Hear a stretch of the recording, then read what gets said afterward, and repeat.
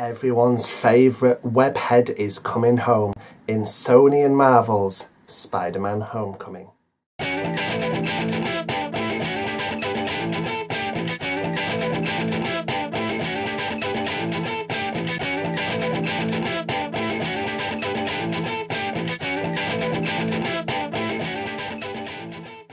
Hello everyone, it's me, Ben Maiden, and welcome to this edition of Entertainment Zone. I'm here today for my review of Spider-Man Homecoming. So, following on from the events seen in Captain America Civil War, we pick up with an already established Spidey and completely skip over his origin story and the death of Uncle Ben.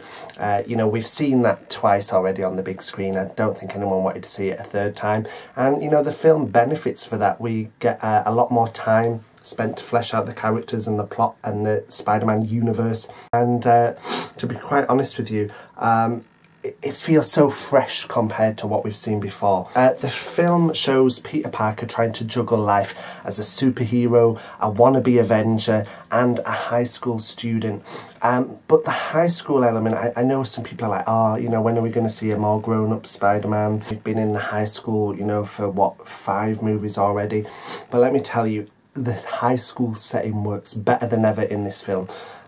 Because it feels so much more fresher than previous Spider-Man movies. To be honest, it feels like a massive homage to the films of John Hughes, and that can only be a good thing. To me, Tom Holland is the definitive Spidey and Peter Parker, delivering just the right levels of heroism, comedy, nerdiness, and, you know, being an awkward teen. You know, he really captures what makes both Peter a great character and the wisecracking webhead a great character. I've got to say, Michael Keaton, you know, returning to the superhero genre. You know, he did Birdman, yes, after Batman, but now he's back in the superhero genre. He plays Adrian Toomes, aka the Vulture. He's the villain in the film, and I've got to say he's one of the best MCU villains in a long time. And talking of the MCU, the film fits into the Marvel Cinematic Universe really well with just the right balance. For example, Iron Man is in the film, as has been highly publicised, but he's actually not in the film very much. So he doesn't overshadow Spidey. It could have been very easily Iron Man featuring Spider-Man, but that isn't the case. However, there are other characters in there and Easter eggs that pop up to help cement the film in the Marvel Cinematic Universe, whilst at the same time keeping this solely Spidey's film. I've got to say as well, the cinematography in this film is just tremendous. There's a lot of bright, popping, bold colours, really bright scenes, and great action sequences, and a lot of the action sequences also in the daytime as well, not just in the night where you can barely see what's going on. Honestly, the director Jon Watts has got a real eye for the camera, and the word fresh just keeps coming to mind when thinking about this film. And the script is really tight as well. There's a really good balance of comedy and drama. Let me tell you, when I saw this film in the cinema yesterday, there were so many laughs in this film. The humour is spot on, both from Spider-Man, obviously we know Spidey to be the wisecracking webhead, but also from the supporting cast as well. And what a supporting cast it is. You know, I mentioned that we have a great leading man and a great villain, but, you know, the supporting cast really is impressive. Jon Favreau is back as Happy Hogan, and, you know, he's as great as ever. But for me, it's perhaps Jacob Batalon who really does steal the movie as Peter's best friend, Ned. I mean, my cinema was laughing a lot through the film, as I mentioned. However, there's one certain line from Ned, and when you hear it, you'll know what I'm on about, that definitely got the most laughs out of all the film. It was really great. And going back to the plot, as I say, the plot is excellent, you know.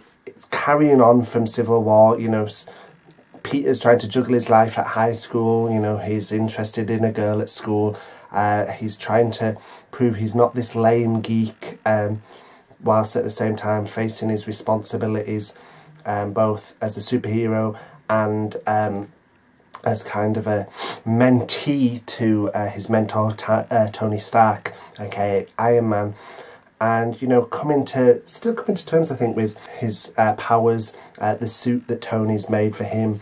So his life's all in a bit of a jumble, and then at the same time you've got Adrian Toomes, the Vulture, who's trying to cash in on the alien wreckage from the Avengers and also from Age of Ultron.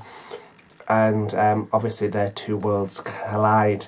Now the film has a tremendous twist about 3/4 of the way through, and one I don't think anyone will see coming. If anyone honestly guessed that, they must be psychic or a liar, because I was so shocked. I didn't see it coming. I'll be so surprised if anyone did.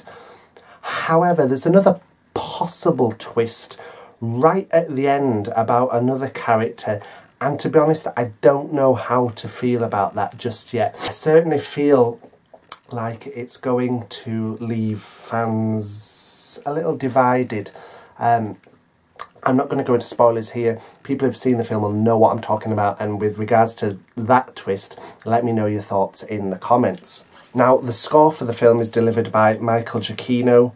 He's amazing. I've met the guy, so friendly, and he's so talented. His work on Lost, Up, Rogue One, he's done a lot of great scores, and the score for Spider-Man Homecoming is so great. It just adds to this fresh, peppy feel.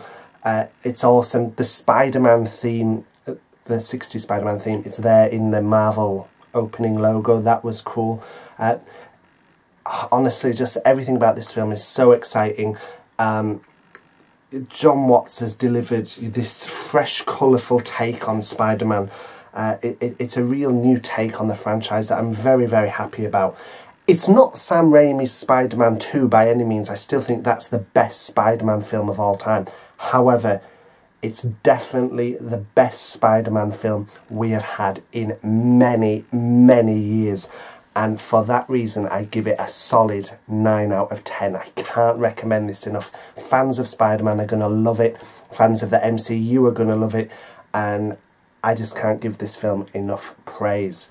So if you've seen Spider-Man Homecoming, please leave a comment below letting me know what you thought. What did you like? What did you hate? What did you think on some of the twists? Oh, by the way, also, there is a post-credits, there's a mid-credit scene that kind of sets up the sequel, but there's a post-credit scene that's the ultimate trollage. You'll be trolled. It's great, very, very funny and worth sticking around for. So again, let me know what you thought of the film in the comments, and don't forget, for all the latest film news and reviews, you can subscribe here on YouTube, and you can find me on Twitter at BLMaiden, and Entertainment Zones on Tumblr at entertainmentzone.tumblr.com. Okay guys, so until next time, take care and speak to you soon.